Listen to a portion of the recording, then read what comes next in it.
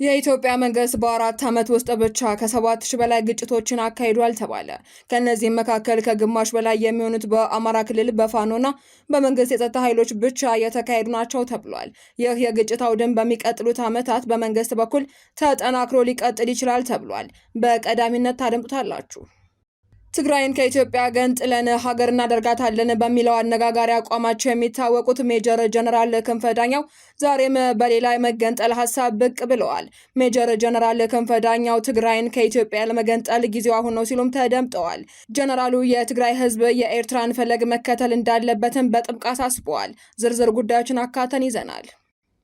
የትግራይና ኤርትራ ግንኙነት መጠናከሩን የሚያመላክት አዲስ ክስተት ተፈጥሯል ተባለ። ከጠቅላይ ሚኒስትር አብይ አህመድ አስተዳደር ጋር ውጥረት ውስጥ የገቡት የኤርትራው ፕሬዝዳንት ኢሳያስ አፈወርቂ በፌዴራል መንግስቱና በትግራይ ክልል መካከል የተፈጠረውን ውጥረት እንደ መልካም አጋጣሚ እየተጠቀሙበት ነው ተብሏል። በዚህም ኢሳያስ አፈወርቂ ከሰሞኑ ከኤርትራ ወደ ትግራይ ነዳጅ መላክ ጀምረዋል ተብሏል። ተጨማሪ አለን። ከውጭ በተሰማ ሰበር መረጃ በቻይና በረሃማ አካባቢዎች የተገነቡት አዳዲስ ሚሳኤል ማስወንጨፊያ ቦታዎች ስጋት ደቅነዋል ተባለ። ይህ ጉዳይ በተለይ ለታይዋን ደህንነት የምትጨነቀውን አሜሪካ እንቅልፍ ነስቷታል ተብሏል። በዝርዝር እናደርሳችኋለን። ለአሜሪካና ኢራን የሰላም ስምምነት የቀረበው የውይይት ሰነድ የመጨረሻ ውሳኔ አልተገኘለትም ተባለ። ተጨማሪውን ይዘናል።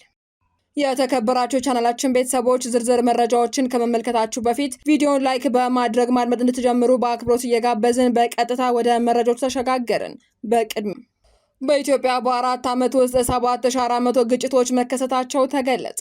የአልጀዚራ የግጭት መቆጣጠሪያ እንደሚያሳየው ከጃንዋሪ 2020 እስከ ሜይ 15 2026 ድረስ በኢትዮጵያ በመላ ሀገሪቱ ከ7,400 በላይ ግጭቶች ተመዝግበዋል። ከግጭቶቹ ከግማሽ በላይ የሚሆኑት 3,719 በአማራ ክልል በፋኖና በመንግስት የጸጥታ ኃይሎች ጭምር የተመዘገቡ ናቸው ተብሏል። በኦሮሚያ ክልል 2,735 ግጭቶች የተመዘገቡት በኦላ በሚመራው የትጥቅ አመጽ እና ከተለያዩ የጋራ ግጭቶች ጎን ለጎን ነው ተብሏል።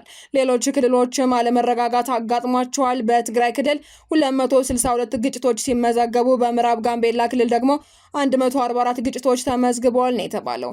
ከላይ በምስሉ ላይ ያለው ካርታ ባለፉት 4 ዓመታት ውስጥ በመላ ሀገሪቱ የተለያዩ ቦታዎች የተፈጸሙ አጠቃላይ ግጭቶችን መሆናቸውንም አልጀዚራ ይፋ አድርጓል። ትግራይን ከኢትዮጵያ ለመገንጠል ጊዜው አሁን ነው ሲሉ ሜጀር ጀነራል ክንፈ ዳኛው ገለጹ። ትግራይ ከኢትዮጵያ የምትገነጠልበትና ሀገርነቷን የምታውጅበት ጊዜው አሁን ነው ሲሉ ጀነራሉ ተደምጠዋል።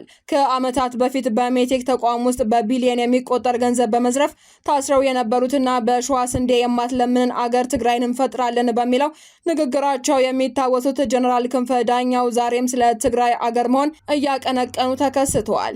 ጊዜው አሁን ነው ብለዋል። ስለ ሻዕቢያን በሰፊው ተናግረዋል። ትግራይን ከኢትዮጵያ ገንጥለን ሀገር እናደርጋታለን በሚለው አነጋጋሪ አቋማቸው የሚታወቁት ሜጀር ጀነራል ክንፈ ዳኛው ዛሬም የትግራይ ህዝብ የኤርትራን ፈለግ መከተል አለበት ብለው ብቅ ብለዋል። ከእስር ተፈተው መቀሌ ከገቡ በኋላ የትግራይን መገንጠል አበክረው እያቀነቀኑ የሚገኙት ጀነራሉ ጊዜው አሁን ነው ብለዋል። ትግራይ ከኢትዮጵያ ጋር ለመቀጠል የምትችልበት ጊዜው አብቅቷል ያሉት ጀነራሉ ህወሓት መራሹን የመመከት ትግል ሀገር ለማዋለድ መጠቀም አለብን ሲሉም ተደምጠዋል። ከዚህ ቀደም የትግራይን ሀገር የመሆን አቋማቸውን ለማንጸባረቅ ኢትዮጵያዊነት በሽታ ነው ያሉት ጀነራሉ ዛሬ ደግሞ የመወሰኛ ጊዜው አሁን ነው ማለታቸው እያነጋገረ ይገኛል። ጀነራሉ መወሰኛው ጊዜው አሁን ነው ያሉት ህወሓት የትግራይን ራስን በራስ የመወሰን መብት ለማስከበር ትግል ላይ ነኝ በሚልበት በዚህ ወቅት ነው።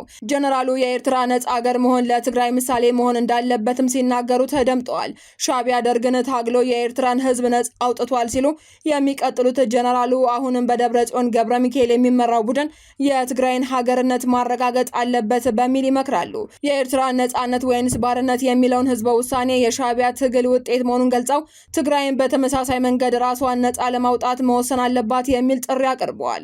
ትግራይ ከዚህ በኋላ የኢትዮጵያ ፌዴሬሽን አካል ሆና መቀጠል የለባትም የሚል አቋም እንዳላቸውም ተናግረዋል። በአሁኑ ወቅት ትግራይ ከኢትዮጵያ ጋር የሚያገናኛት ነገር የለም በማለትም ሀገርነትን ለማወጅ ማቅማማት አያስፈልግም ብለዋል። የሜጀር ጀነራል ክንፈ የትግራይን ሀገርነት ይታወጅ ቦታም በብዙዎች ዘንድ አነጋጋሪ ማሳዛኝ አጋጣሚ ተደርጎ እየተወሰደ ይገኛል። የትግራይ ህዝብ በኢትዮጵያ ሀገር መንግስት የትግራይ ህዝብ በኢትዮጵያ ሀገረ መንግስት ግንባታ ግንባር ቀደም ሚና የተጫወተ ህዝብ መሆኑን በመካድ የመገንጠል አቋም ባላቸው አካል እጅ መውደቋ ብዙዎችን እያስቆጨ ይገኛል። የመገንጠል አጀንዳ የሚያቀነቅኑ አካላትን በመቃወም በርካታ የትግራይ ወጣቶችና በህወሓት ውስጥ ያለፉ ፖለቲከኞችና ጀነራሎች ጭምር መኖራቸውም ይታወቃል። ይሁን እንጂ እነዚህ አካላት አሁን ላይ በትግራይ ጉዳይ ላይ ለመወሰን ተጨባጭ አቅም እንደሌላቸው የሚገለጽ ሲሆን አብዛኞቹም ሸሽተው አዲስ አበባ ከትመዋል። ከኤርትራ ወደ ትግራይ ነዳጅ መግባት ጀመረ። በፌዴራል መንግስቱ ወደ ትግራይ ለረጅም ጊዜ የዘለቀ የነዳጅ እገዳ በርካታ የሰብአዊና ኢኮኖሚያዊ ቀውሶችን አስከትሎ እንደነበር ይታወሳል። የጠቅላይ ሚኒስትር አብይ አህመድ አስተዳደር ወደ ትግራይ የሚገቡ የነዳጅ አቅርቦቶችን መጠናቸውን እንዲቀንሱ ወይንም ደግሞ ሙሉ በሙሉ እንዲቆሙ በማድረግ የቀድሞ ጊዜ አስተዳደርም ሆነ በአሁኑ ያለው በዶክተር ደብረጽዮን ገብረ ሚካኤል የሚመራውን የትግራይ ክልል መንግስት ከፍተኛ ቅሬታዎችን ሲያሰሙ ቆይተዋል። ይህ የነዳጅ እገዳ በክልል ውስጥ ያለውን እንቅስቃሴ በማስተጓጎል የሕክምና የትራንስፖርትና የዕለት ተዕለት ኑሮን በእጅጉ አጎሰቋቅሎ እንደነበርም አይካድም። ይሁን እንጂ ሁኔታዎችን ለመቀየር በሚል በተወሰደ አዲስ እርምጃ በትላንትናው ዕለት ከኤርትራ በኩል ወደ ትግራይ ነዳጅ መግባት መጀመሩም ትልቅ አጀንዳ ሆኖ ተነስቷል።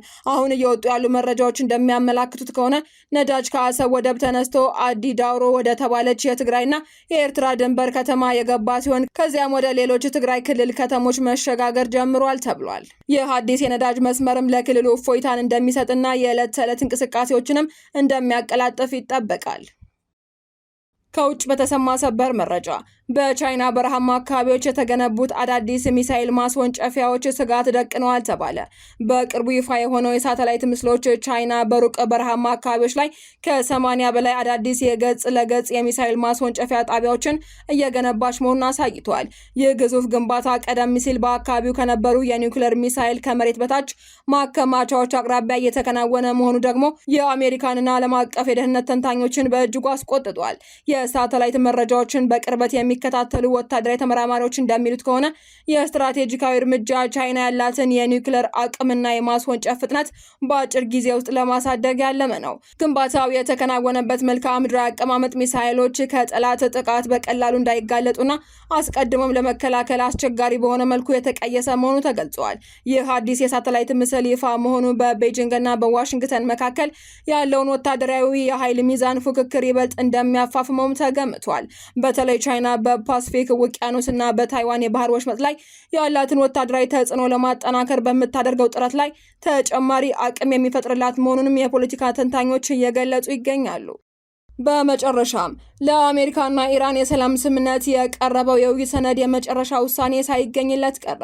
የአሜሪካው ፕሬዝዳንት ዶናልድ ትራምፕ በአሜሪካ እስራኤልና በኢራን መካከል ያለውን ጦርነት ለማቆም በተዘጋጀው የሰላም ስምምነት ላይ የመጨረሻ ውሳኔ ለመስጠት በዋይት ሀውስ የስምምነት ክፍል ውስጥ ከ2 ሰዓታት በላይ ከካቢኔያቸው ጋር ቢመክሩም እስካሁን ምንም አይነት ውሳኔ ላይ አለመድረሳቸውን ፍራንስ 24 ዘግቧል።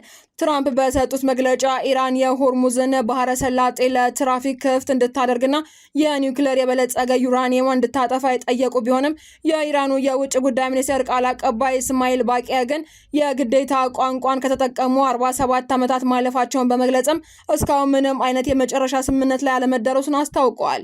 በተጨማሪም የኢራኑ ፋርስ የዜና ወኪል እንደገለጸው ቴህራን በምዕራቡ አይነት አገደባት 12 ቢሊዮን ዶላር በአስቸኳይ እንዲለቀቅላት እየጠየቀች ሲሆን ይህ ሳይሆን ወደ ቀጣይ የድርድር ምዕራፍ እንደማትሸጋገርና የትራምፕ መግለጫ የእውነትና የውሸት ቅልቅል መሆኑን የሀገሪቱ የውስጥ ምንጮች ገልጸዋል።